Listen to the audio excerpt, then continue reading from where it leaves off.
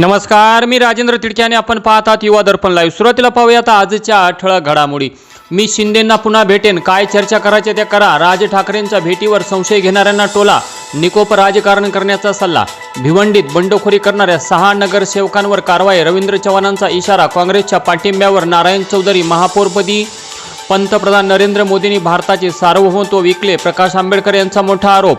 आणि अमोल कोल्हे यांच्या व्याख्यानाला सावित्रीबाई फुले पुणे विद्यापीठात विद्यार्थ्यांचा विरोध। आणि आता बातमीपत्र बीड जिल्ह्याचं आणि राज्यातील इतर घडामोडींचं सविस्तर।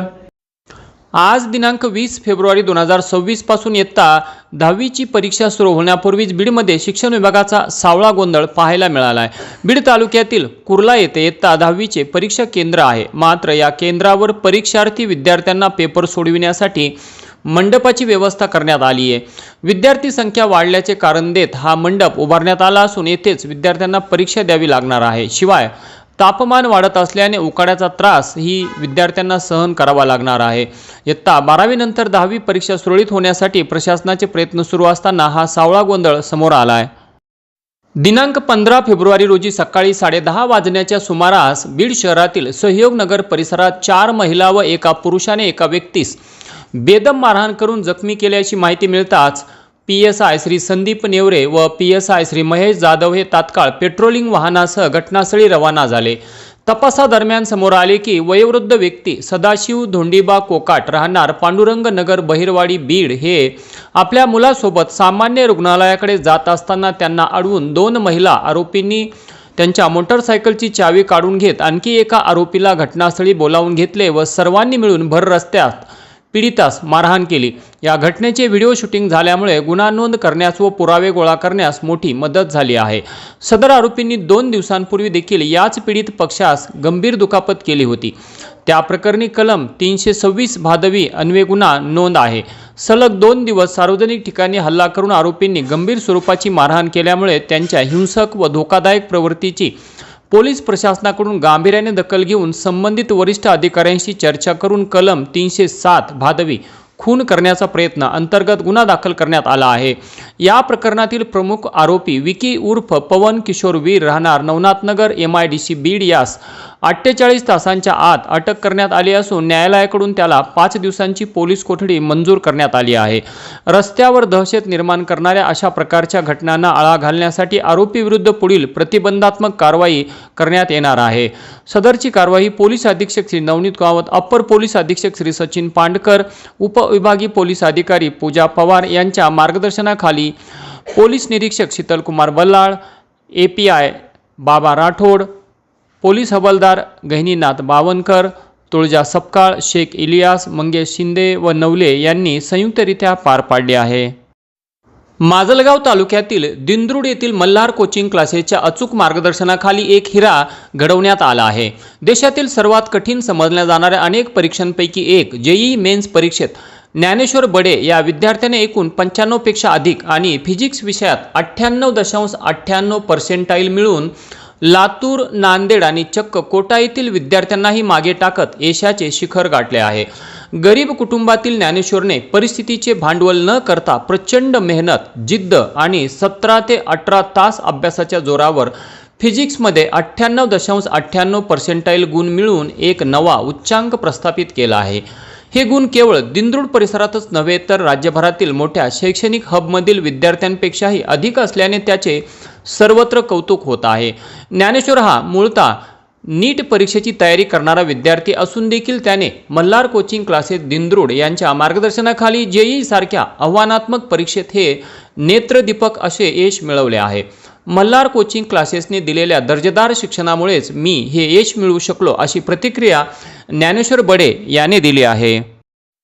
परळी येथील वादग्रस्त तहसीलदार व्यंकटेश मुंडे यांचे नाव लाच प्रकरणात समोर आल्याने महसूल प्रशासनात एकच खळबळ उडाली आहे। सालनशी अर्थात ऐपत प्रमाणपत्र देण्यासाठी तक्रारदाराकडून तब्बल 50,000 रुपयांची मागणी केल्याची तक्रार बीड लाचलुचपत प्रतिबंधक विभागाकडे करण्यात आली होती। या तक्रारीनंतर ACBने तात्काळ सापळा रचत ही कारवाई केली। लाचलुचपत प्रतिबंधक विभागाने पुरावे गोळा केले तसेच संबंधित अधिकाऱ्याविरुद्ध गुन्हा दाखल करण्याची प्रक्रिया सुरू असल्याचे समजते। मात्र या कारवाईने सरकारी अधिकाऱ्यांचे धाबे दणाणले असून प्रशासनात मोठी खळबळ उडाली आहे। लाचलुचपत प्रतिबंधक विभागाचे उप अधीक्षक सोपान चिट्टमपल्ले यांच्या मार्गदर्शनाखाली ही कारवाई पार पडली। सुरुवातीला 50,000 रुपयांची मागणी करण्यात आल्याचे तक्रारीत नमूद आहे, मात्र तडजोडीनंतर 20,000 रुपयांवर व्यवहार ठरल्याची माहिती पुढे आली आहे। लाचलुचपत प्रतिबंधक विभागाकडे तक्रार दाखल झाल्यानंतर पथकाने प्राथमिक पडताळणी करून नियोजनबद्ध सापळा रचला। दरम्यान तक्रारदाराच्या हालचालींवर संशय आल्याने तहसीलदार मुंडे यांनी पैसे स्वीकारण्यास टाळाटाळ केल्याचे सांगितले जात आहे। तरी देखील एसीबीने आवश्यक ते पुरावे संकलित केले असून पुढील तपास बीड लाचलुचपत प्रतिबंधक विभागाकडून सुरू आहे।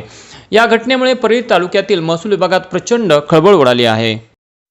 कमरेला पिस्तूल लावून 4 चाकी वाहनातून प्रवास करणाऱ्या दोघांना आष्टी पोलिसांनी जेरबंद केले असून सदर पिस्तूल कुठून आणले आणि या पिस्तूलने कुणाचा गेम होणार होता याबाबत पुढील तपास सुरू आहे।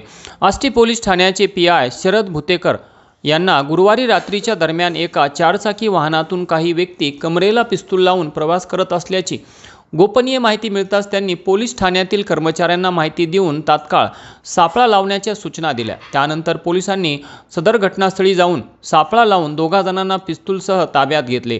ही कारवाई उपविभागीय पोलीस अधिकारी Balkrishna Hanpude, PI Sharad Bhutekar, PSI Krishna Shinde, police हवालदार प्रवीण क्षीरसागर, नितीन काकडे, गणेश जगताप, परमेश्वर तागड यांनी मिळून केली। मुख्यमंत्री देवेंद्र फडणवीस यांच्या महत्त्वाकांक्षी शक्तीपीठ महामार्गाविरोधात परभणी जिल्ह्यात मोठा विरोध होत आहे। जिल्ह्यातील सहजपूर जवळा येथील शेतकरी शुक्रवारी या महामार्गाविरोधात रस्त्यावर उतरले। आमच्या जमिनी घेण्यापेक्षा आम्हाला गोळ्या घाला अशी संतप्त नारेबाजी हे शेतकरी करत आहेत। त्यामुळे या परिसरात मोठा तणाव निर्माण झाला आहे। गंभीर गोष्ट म्हणजे या गावात एकूण लोकसंख्येपेक्षा पोलिसांचा फौजफाटाच जास्त झाला आहे। परभणी जिल्ह्यातील सहजपूर जवळा येथील शेतकरी या प्रकल्पाविरोधात रस्त्यावर उतरले। त्यांनी या प्रकल्पाच्या भूसंपादनाला जोरदार विरोध केला आहे। सहजपूर जवळा गावची लोकसंख्या एकूण 365 एवढी आहे, परंतु सध्या या गावात 600 पेक्षाही अधिक पोलिसांचा फौजफाटा तैनात करण्यात आल्याचा आरोप ग्रामस्थांनी केला आहे।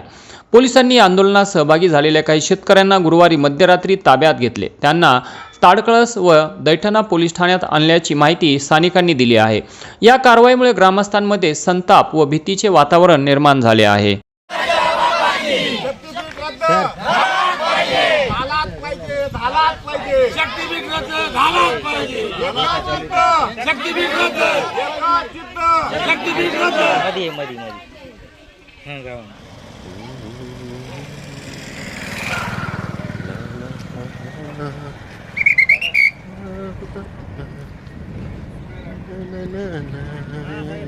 आणि याच बरोबर आजचं बातमीपत्र संपलं। उद्या पुन्हा भेटू काही नव्या आणि ताज्या घडामोडींसह। तोपर्यंत पाहत राहा युवा दर्पण लाईव्ह चॅनल। लाईक करा, सबस्क्राईब करा आणि खाली दिलेल्या बेल आयकॉनला प्रेस करा। तोपर्यंत नमस्कार।